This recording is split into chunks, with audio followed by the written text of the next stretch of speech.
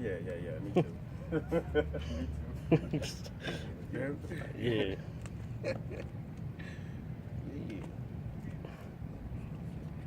You got a question? I'm listening to your righteousness. Okay. Is it okay? Or do you? More than okay. What? More than okay. All righty. What you want, Hebrew what? 9 and 8. 9 and 20. This is Hebrews 9 and 28. So, should I just read it? Yeah. Since Christ was once offered to bear the sins of many, and unto them that look for him shall he appear the second time without sin unto salvation. Those that look for him, that means you watching. Come. Okay, you're on a constant watch because you know that it's gonna happen. It's inevitable. Okay, that's why you're watching for it. You're not entangled in. I'm gonna get me a college degree. You know, because you know all the things of this society right now is vanity. Okay, I mean it's pointless. Why would you be watching for? I mean, it's kind of like being double-minded. Why would I watch and knowing in these latter days he's about to come, because you can see through the signs? That's why it says watch. You're watching the prophecies that Daniel, you know what I'm saying, Ezekiel, all those prophets saying what's gonna happen was coming, and you seeing it by tying it into the news that you seeing on TV, okay, or the news through the radio, however you get your news, and then say, okay, I know the end is here, but I'm gonna go pursue a college degree that's gonna take me 8 years to get. I mean, it's double-minded. Setting your affections on things. Yeah, that's setting your affections on things of the world. Yeah, you got to put up treasures in the kingdom. I actually had that precept. Go ahead. Yeah, this is Colossians chapter 3, verse 2. Set your affections on things above, not on the things on the earth. Exactly. Because this place, like Egypt, it was once the greatest. It was the greatest place on the world to be. In the world to be. What happened? Fell. The Medo-Persians, greatest place in the world to be. Fell. Babylon. Fell. Okay. The Grecians. Fell. Rome. The Romans. Fell. So what makes you think that this place is different from any of those? Because America is just an extension of Rome. It's just an extension of Rome. You know what I'm saying? That's when you read in Daniel. Yeah, seventh chapter. Yeah, come. You know, you got the head going into that beast. Gold, you know what I'm saying, all the way down to the feet with the clay. I mean, all it was speaking of was empires.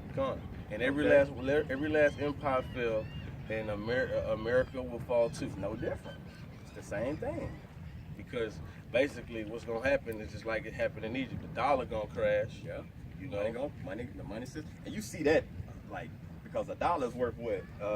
It's just a Federal Reserve note. It's just a note. It's just a promise note. That's all it is. It's really not money because it's not backed by silver and gold. Because back then, when the real, like, whenever you used to take a dollar, it had a silver certificate. Yeah. It was $10 bill. You could take it. You could take that silver certificate and go trade it in for gold. You know, and then but see, back in the 1970, Richard Nixon, he put an end to that. You know, because America was printing more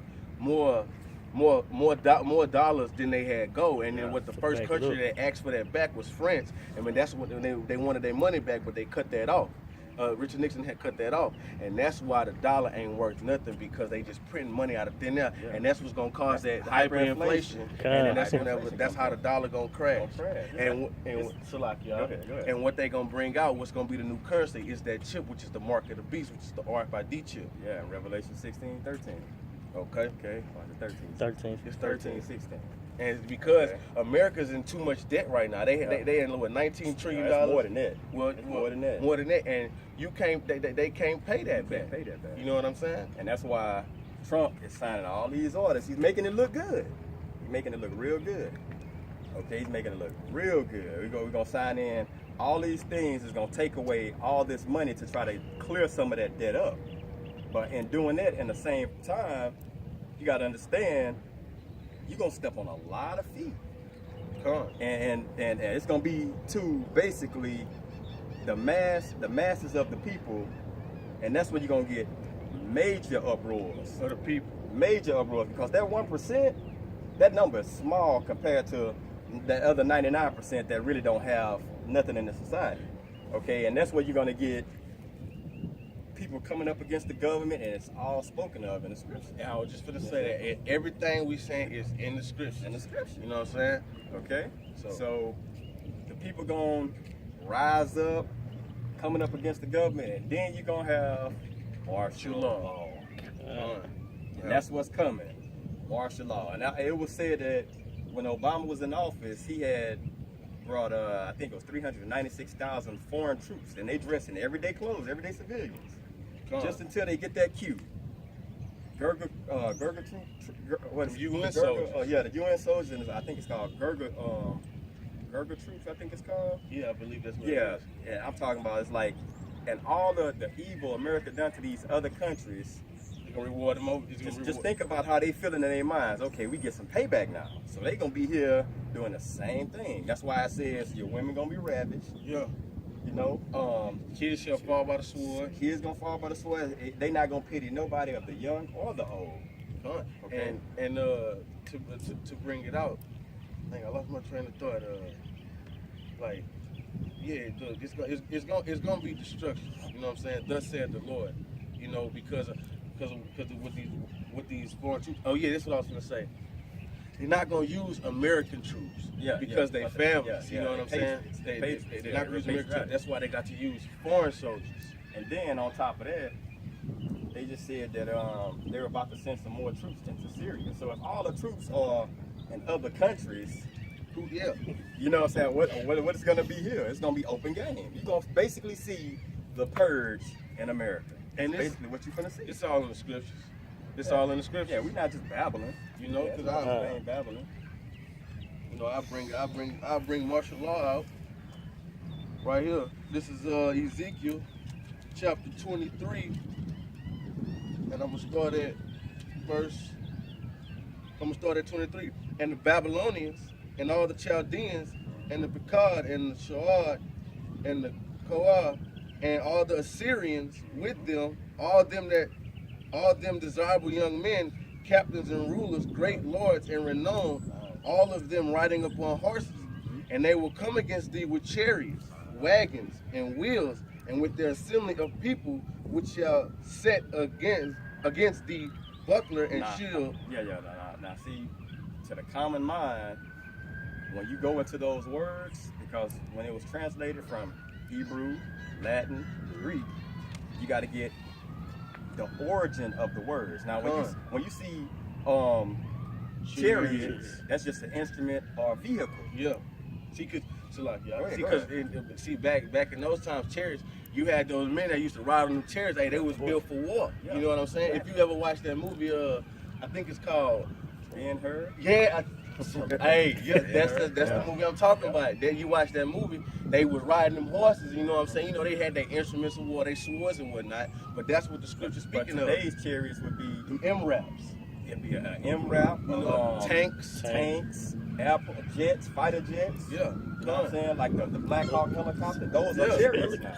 Yeah, these are chariots, vehicles of war. Vehicles of war. You know? Okay. And it's a chariots, wheels, and assembly of the people, which shall set against thee buckler and shields and helmets round about. That's missiles. That's the missiles. And you gotta think about it, bro. Every country has nuclear capabilities. They don't just have these. They don't have these weapons. Just hey, look, I got this thing. It's looking nice right there. Yeah. They don't just have it for just for show and tell. Yeah. You know, they're gonna use these weapons. Yeah. Okay. Thus said the Lord. And I will set judgment before them. Salaki. Yeah, and I will set judgment before them, and they shall judge thee according to their judgment.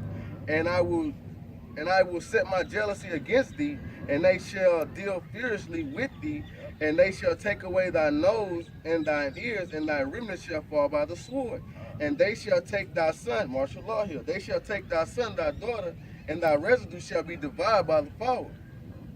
And they also shall strip thee out of thy clothes, and take away thy fair jewels. Okay, and thus will I make thy lewdness to cease from thee, and thy whoredom brought from the land of Egypt, so that thou shalt not lift up thine eye. What does it say in Revelation today is? This is Sodom and Egypt, because America is just Sodom and Egypt all over again. Because if you look on the back of the dollar, it's the pyramid. Yeah, and you got the obelisks. Yeah, and you got the Washington Monument. Washington Monument. All you have is this place is basically reincarnated Sodom. And when you see Sodom, what does the government push? Homosexual. Rights for homosexuality. Yeah. Okay, but then they want to swear people in on the Bible. But the Bible condemns homosexuality. That is bullshit, man. You're gonna swear somebody in on the scriptures that basically tells you a homosexual should basically be put to death, or somebody's a witch, you tie them to a tree and you burn them. But you're gonna swear them in on the same thing you're going against. That's confusion, That's bro. confusion, bro. In the scripture, 1 Corinthians 14:33, the Lord is not the author of confusion. Exactly. You know? Amen. What's your nationality, man? Last name Solomon. Like, where your people origin from? Like, Sorry, I don't know. Don't know. So I hope I'm not coming against you guys, but I hear what you're saying. This right here is actually for offense. It's gonna offend. It's supposed to offend, because when you really get into this scripture, this right here, you have, these were names given in slavery, right? These are biblical nationalities. You can go to Genesis 49th chapter, and it breaks it all down to you, okay? So when you go in the Bible, you don't see the word Negro. No. You don't see Indian, Asian, so on and so forth. So like, neither do you see America. Yeah, correct. Yeah. So it's all parables, okay? And it tells you he's going to give his chosen men the voice, and they will speak through he's going to speak through them to the people, okay? And that's what we're doing, and it's brothers all over the world now doing the same exact thing. That's why I asked you what your nationality was, because if you don't go back to the lineage of these people, okay, it's not a good ending for you. Okay, tell me more. Okay, in so many words, you're gonna have in Revelation it speaks of the 144,000. There's gonna be 12,000 of each one of these tribes. Okay, that makes up 144,000, and it's basically gonna be their families. Them and their families are gonna be saved. If you come from another nation, because there's 18 nations in the Bible, and this is one nation right here. So if you're any of the other nations, you can prepare yourself for slavery, death. Help me out here. Hey, because basically every other nation had this nation of people in the slavery.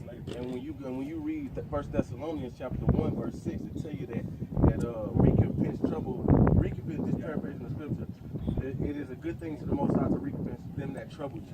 So, and when you read Revelation chapter 13, it tell you that he that leadeth into captivity shall go into captivity. And who led these people into slavery? And whenever you say, if you just go to Google on your phone and you type in the word slavery, right now before we even talk about Google, when you think of slavery, what do you think of?